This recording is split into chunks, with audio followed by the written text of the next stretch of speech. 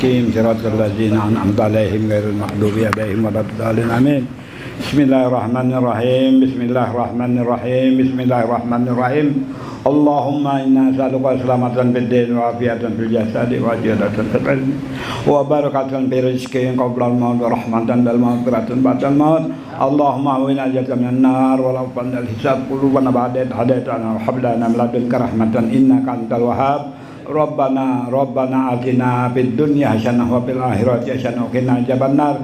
Wa sallallahu ala sayyidina Muhammadin wa ala alihi wa sahbihi ajma'in minal muslimin wal muslimat bi rahmatika ya arhamar rahimin. Allahumma shalli ala sayyidina Muhammadin wa laqad hillati adrikna Rasulullah bisafa Rasulullah rahmatan lil alamin bi Allah subhanahu wa ta'ala. Kulluhum hadirin bi majlis insyaallah alhamdulillah wa ahli jannah berkat la ilaha illallah Muhammad Rasulullah. Rabbi yassir wa la tu'assir bi tamim mukammil bil khair kulluhum ahlil kubur insyaallah alhamdulillah wa ahli jannah berkat la ilaha illallah Muhammad Rasulullah.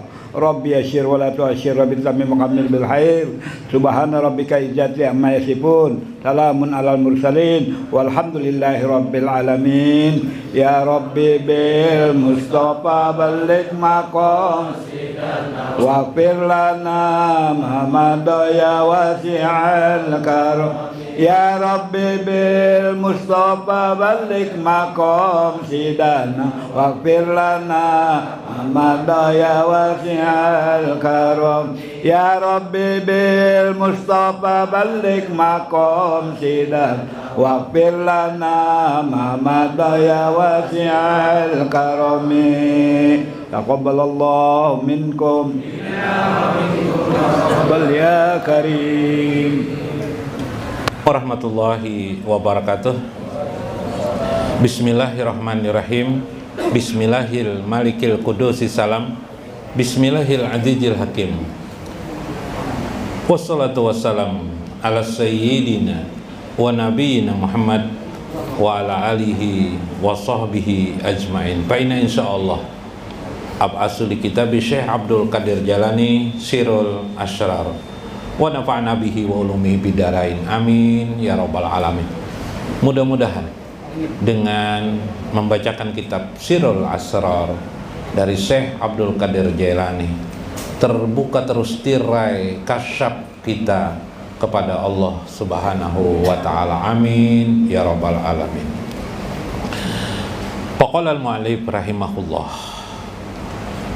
fa'ainu sugro tusyahidu tazaliyati sifat binuril asma wa sifat ila intihai alami darajat wasani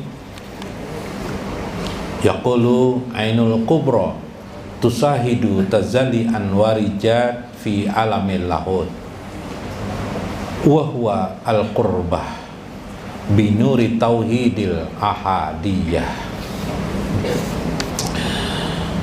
Pandangan manusia memahami Allah Subhanahu wa ta'ala untuk mencapai puncak penyaksiannya kepada Allah Subhanahu wa ta'ala atau masuk ke dalam inti makna asyhadu an la ilaha illallah wa asyhadu anna Muhammadar Rasulullah minimal melewati dua tahapan, yaitu cara pandang sugro dan cara pandang kubro. Cara pandang sugro itu ialah bagaimana seorang hamba bisa menyaksikan nurul asma was sifat, cahaya sifat dan nama-nama Allah Subhanahu wa ta'ala di dalam kehidupan ini. Yang kedua adalah cara menyaksikan kubro, ainul kubro, yaitu bagaimana menyaksikan tentang zat Allah Subhanahu wa ta'ala. Subhanallah. Tentu saja itu juga dicapai dengan nur. Kendaraannya adalah nur yang disebut dengan nurul ahadiyah, yaitu cahaya ahadiyah, cahaya ketunggalan Allah Subhanahu wa ta'ala. Cara pandang pertama tentang sifat dan asma Allah sudah sering kita bicarakan. Sudah sangat sering kita bicarakan. Di antaranya kita memahami tentang hakikat kehidupan ini pada asma dan sifat Allah Subhanahu wa ta'ala. Di antara asma Allah yang paling dominan, di dalam asma Allah itu terurai juga perbuatan af'al Allah, perbuatan Allah dan sifat-sifat Allah. Sebaliknya ketika kita membahas tentang sifat-sifat Allah dalam tazalinya pada kehidupan alam ini, terurai pula asma Allah, saling bolak-balik berbalik. Di situ ada perhatian, di situ ada pemahaman. Tak sedikit kita memandang sesuatu itu hanya johirnya saja, sehingga kita lupa kedahsyatan di balik yang johir itu, yaitu bertemunya kita atau menyaksikannya kita Allah Subhanahu wa ta'ala. Sekelumit tentang keadaan itu kita melihat sebuah keadaan dalam lingkungan kita. Misalnya seekor macan kita lihat di TV, dia mengintip-intip mangsanya. Ada hewan kancil diintipnya, tiba-tiba diterjangnya lah hewan kancil itu. Begitu tak berdayanya hewan kancil itu dimakan oleh singa atau oleh macan itu. Kita terkejut melihatnya. Terkejut sekali kita melihat. Berkatalah kita, karena kita melihat pandangan johir, bengisnya harimau itu, bengisnya macan itu memakan mangsanya. Kenapa jadi begini? Kenapa jadi keadaan ini bisa terjadi? Kenapa di dunia ini harus ada seperti ini? Seorang penguasa yang jolim, karena berkuasa diberikan kekuasaan oleh Allah, bagaikan seperti macan atau harimau. Sekehendaknya dia mengatur urusannya. Atau seperti seorang raja jolim, dengan tegak pundaknya ditengadahkannya, dadanya dikembangkan. Berkatalah dia, siapa yang berani melawan saya? Siapapun di dunia ini yang berani melawan saya, pasti akan kumatikan, akan kutewaskan dia, akan kucelakakan dia. Atau dia membuat peraturan yang menjadikan kesengsaraan bagi rakyatnya. Subhanallah, dia bagaikan macan, dia bagaikan harimau. Itulah yang dibicarakan manusia hari-hari dalam hidup ini. Ketika ada orang dianggapnya menjolim, jolim demi kejoliman itu terjadi. Semua itu adalah kehidupan yang mewarnai di kehidupan ini. Tidak ada apa-apanya kecuali hanyalah kehidupan duniawi saja. Paling-paling dianggap dalam bahasa hukum perbuatan jolim itu tidak boleh dituruti saja. Selesai masalah itu. Tetapi orang-orang yang arif billah, yang melihat, ingin menyaksikan Allah Subhanahu, dia melihat peristiwa kejadian itu, ada yang mengatur, yang memaksa keadaan itu ada warna dalam hidup ini.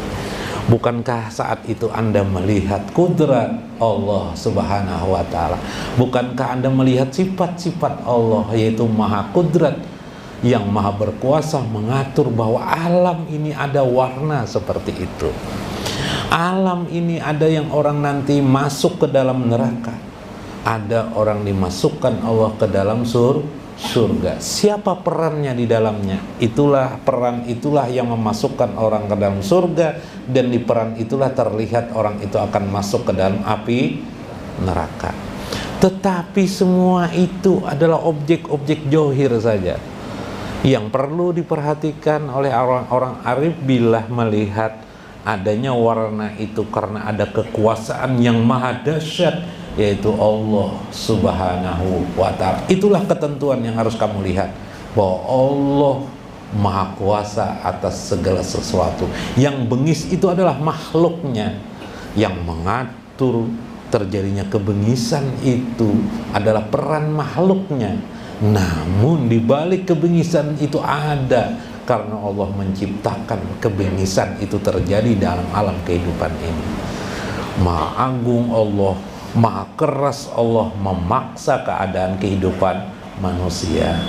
Itu adalah contoh cara pandang kita melihat di balik yang johir untuk melihat asma Allah Al-Qahar yang maha memaksa pada kehidupan. Bagaimana tidak kita sadari hidup manusia sejak berabad-abad yang silam manusia-manusia terkaya, manusia-manusia yang disebut setengah dewa, manusia-manusia yang secara keturunan menjadi raja, diraja dalam kehidupan, selalu ingin mencari keabadian dalam hidup mereka. Bahkan mereka menolak untuk menjadi tua. Nyatanya tidak ada satupun tidak bisa tua. Proses kehidupan pasti dari muda menjadi tua. Manusia tidak bisa menolaknya.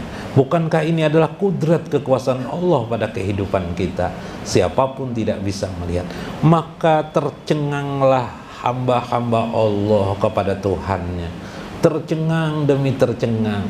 Dia melihat suatu keadaan di mana di situ ada eksistensi kebesaran Allah Subhanahu wa ta'ala. Inilah yang dimusyahadahkan orang-orang arif billah ketika dia menggunakan ain sugronya melihat kebesaran ataukah keindahan Allah Subhanahu wa ta'ala.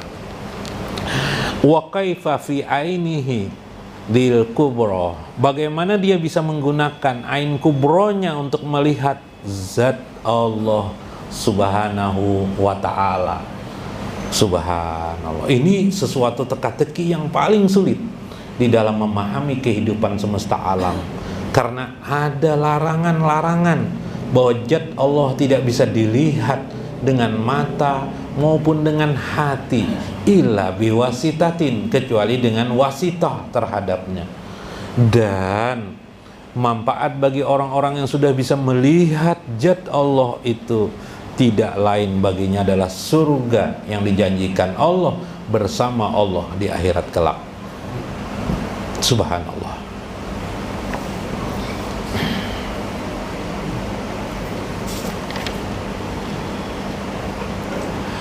Tusahidu tazali anwarijat fi alamil lahut. Untuk bisa seseorang mencapai penglihatannya secara kubro atau penglihatan melihat zat Allah itu hanya ada di alam lahut namanya.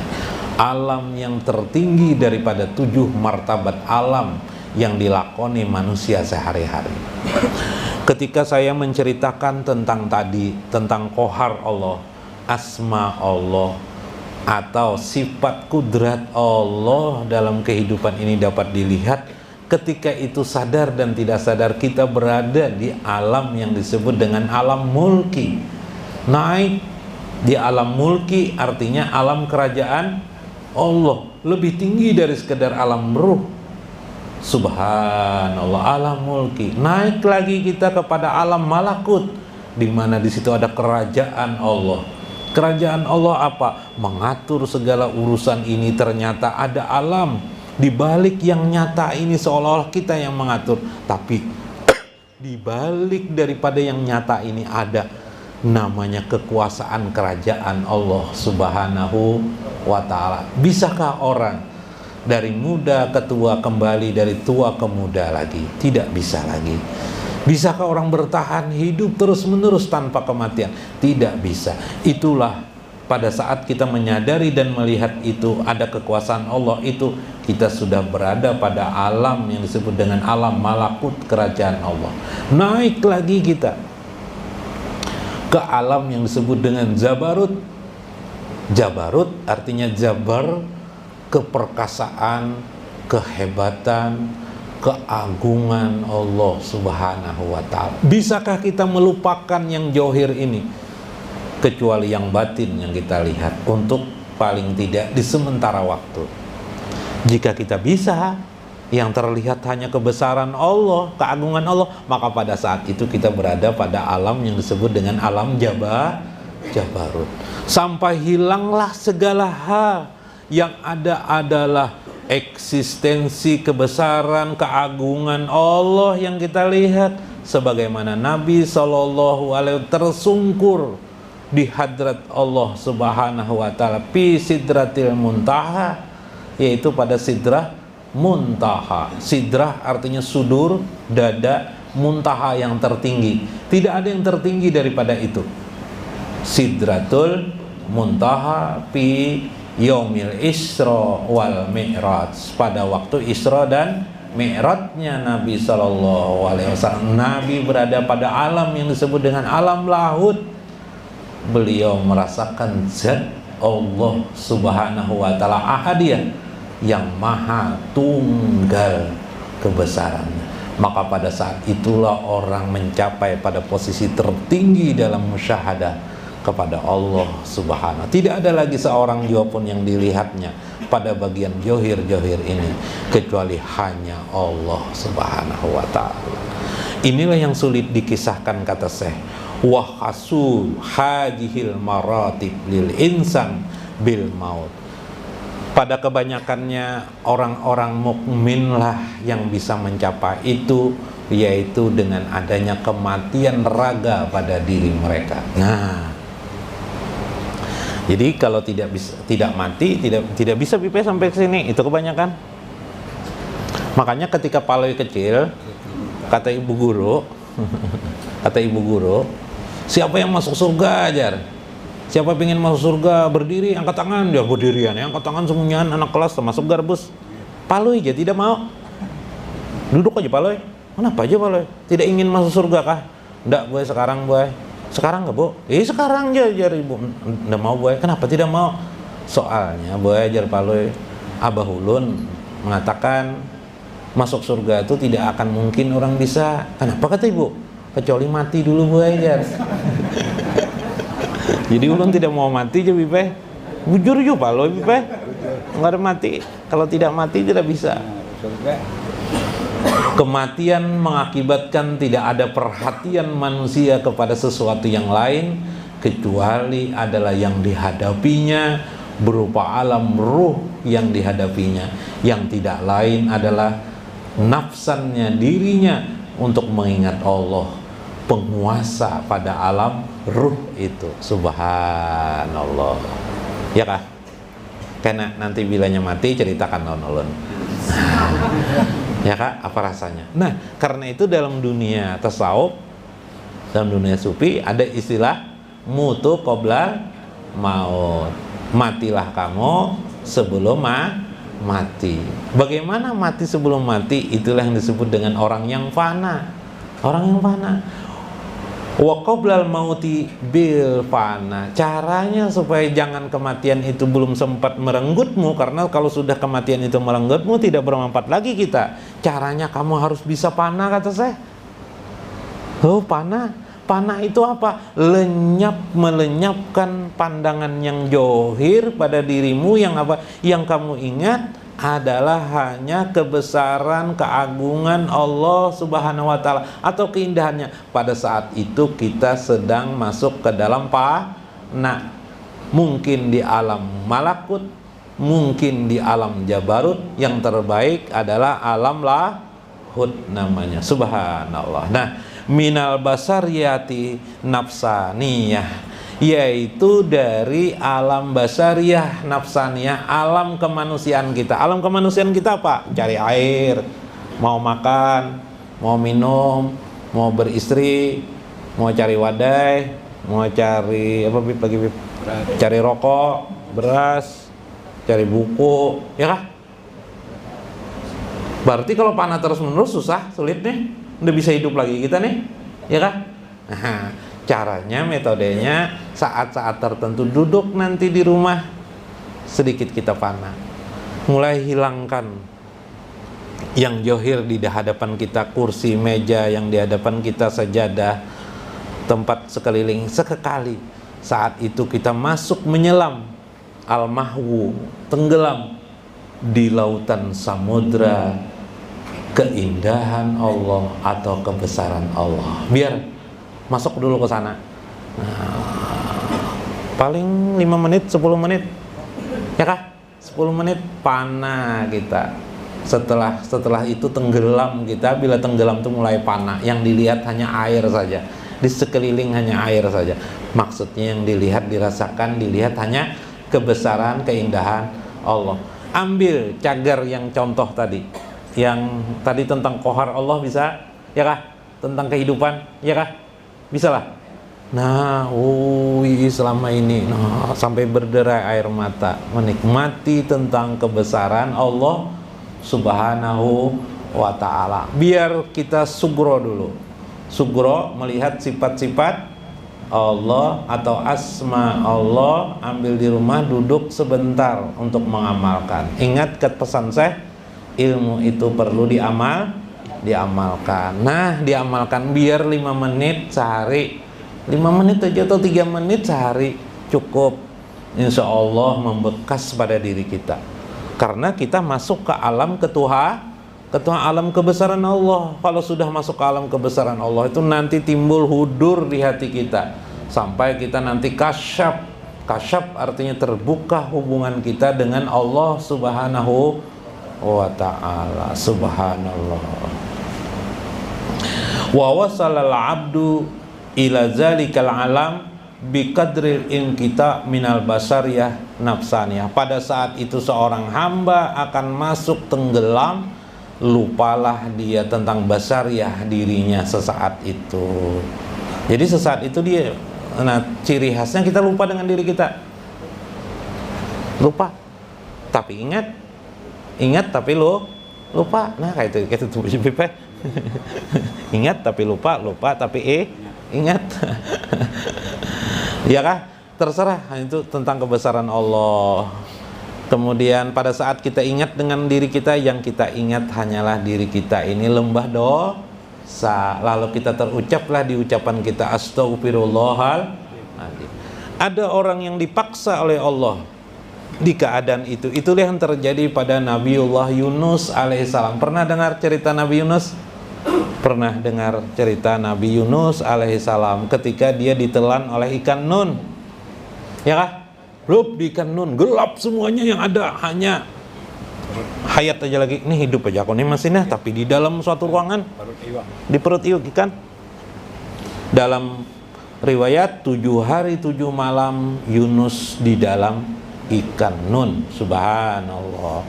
Apa yang diucapkannya oleh Yunus? Subhanaka inni kuntu mina zolimin. Sesungguhnya aku adalah benar-benar orang yang zolim. Maksudnya orang yang berdosa. Kalau bahasa syariat agama Islam, astaghfirullahaladzim wa atubu ilaih. Aku meminta ampun kepadamu ya Allah, wa atubu ilaih, dan aku bertobat kembali kepadanya. Subhanallah. Ya kah? Paham kalau cara mengamalkannya? Kalau Nabi Yunus, subhanaka ini kuntu minaz zalimin, itu itiraf. Itiraf itu pengakuan kesalahan. Dalam syariat agama Nabi Muhammad SAW, itiraf itu dibentuk Nabi, sudah dalam bahasa yang dikemas Nabi dalam bahasa yang sudah sempurna. Astaghfirullahaladzim wa atubu ilaih. Jadi mengamalkan astagfirullahaladzim wa atubu ilaih itu pada saat yang terbaik, yang saat itu pada saat kita itu paling terbaik.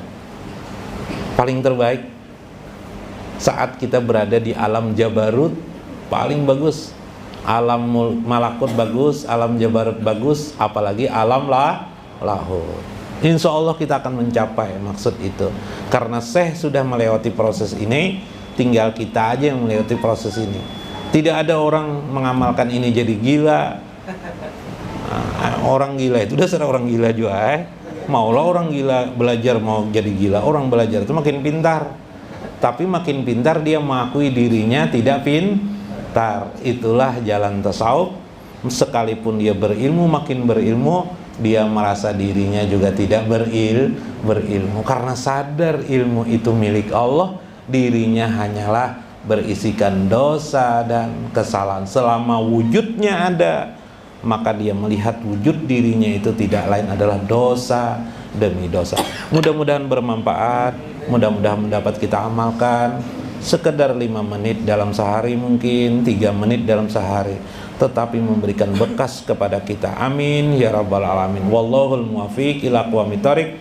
Assalamualaikum warahmatullahi wabarakatuh. Abdul zikri fa'lam annahu la ilaha illallah, la ilaha illallah, la ilaha illallah. Allahu Allah, Allahu Allah, Allahu Allah. Hu hu hu hu hu hu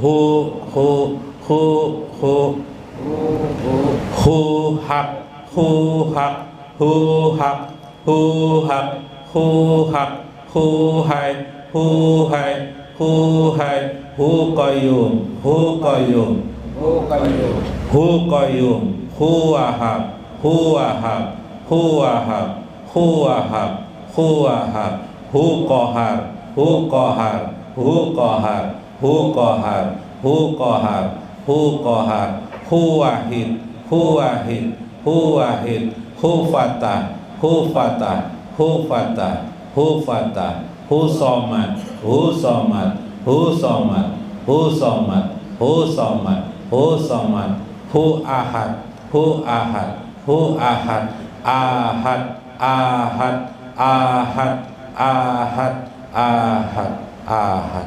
Allahumma sholli salatan kamilatan wa salim salaman taman ala sayyidina Muhammadin alladzi tanhalu bihil uqadu wa tanfariju bihil kurabu wa tubda bihil hawa idhu wa tunalu bihil raga ibu wa husnul hawa timi wa yasasal gomamu biwazihil karimi wa ala alihi wa sahbihi bi kulli lamhati wa nafasim bi adadi kulli ma'lumila ila hadratin Nabi Mustafa Rasulillah sallallahu alaihi wasallam wa khususan li Syekh Abdul Qadir Jailani wa jamil muslimina wal muslimat wal mu'minina wal mu'minat al ahya'i minhum wal amwat. Syaikhul lakumul Fatihah.